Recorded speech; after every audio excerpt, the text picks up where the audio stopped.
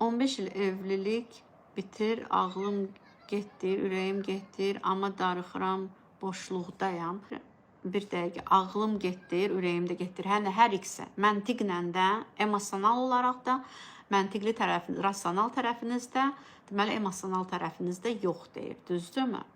Amma boşluqdasınız. Çox normaldır boşluqda olmağınız. Çünki bu insanla 15 il keçirmisiniz. Burada istər-istəməz müəyyən nə qədər də pis evlilik olsa, nə qədər də bərbad bir ev tutalım evlilik olsa, burada alışqanlıq var, öyrəşmək var.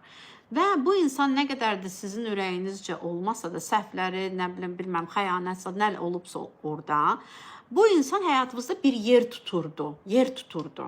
Onunla hər gün istər-istəməz görürdünüz, nəsə danışırdınız, bəlkə spor, mübahisə edirdiniz, nə bilim, nələrsə bölüşürdünüz, dava eləyirdiniz, bir şeylər eləyirdiniz də, oturub yemək yeyirdiniz, nələrsə eləyirdiniz. Buna zaman gedirdi, buna enerjiniz gedirdi, emosiyalarınız gedirdi. Və salam, indi bu insan çıxırsa, təbii boşluğa düşəcəksiniz. Çox normaldır. Və bu boşluğun sadəcə içindən yavaş-yavaş keçib getmək. Bu boşluq tunel kimidir də. Amma boşanmaqdan sonra sən bir müddət özünü necə hiss eləyəcəksən?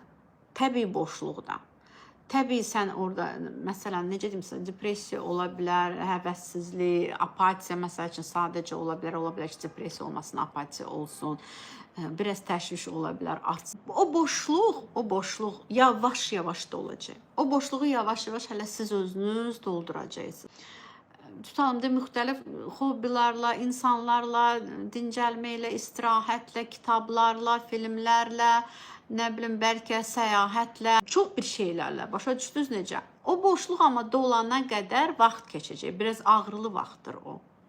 Yəni, nə olursa olsun, ailə necə çətin ailə olubsa olsun, boşanmaqdır, ayrılmaqdır, itkidir, kimsə rəhmətə getdisə, yəni bunlar hamısı itkidir də, hamısı itkidir. İtki, insan nə tər olursa olsun, yenə səndə burada bir ağrı yaranır da.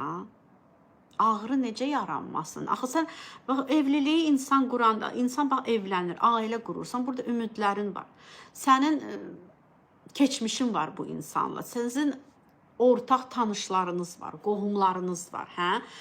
Siz bilirsiniz ki, sonradan uşaqlar haçan atanı görəcək, ananı haçan görəcək, nə bilim, kim kiminlə yaşayacaq, neçə vaxtdan bir, sonradan hansı qohumlar da səninlə əlaqəni kəsəcək və yaxud sən kimlərləsə əlaqəni kəsəcəksən. Yəni, sənin gözündə gələcək başqa cür idi, gələcəyin tablosu. Sənin gözündə başqa cür idi. Bundan sonra başqa cür olur, dəyişir. Yəni, bunları hamısı insan düşünür, bunları sən hiss edirsən, bu fikirlərlə yatırsan, oyanırsan, bəs sonra həyatım necə olacaq, sonra mən yenidən ailə qura biləcəyəmi, bilməyəcəyəmi, nətər olacaq, güvənilir bir insana rast gələ biləcəyəmi, kimsə mənim güvənimi qazana biləcəyəmi. Yəni, insan o qədər şeylər düşünür ki, ona görə düşürsən, belə boşluğa da düşürsən, bir ağrılar da hiss edirsən. Yəni, burada insanda yenə də yuxusuzluq yarana bilər, nələr yarana bilər.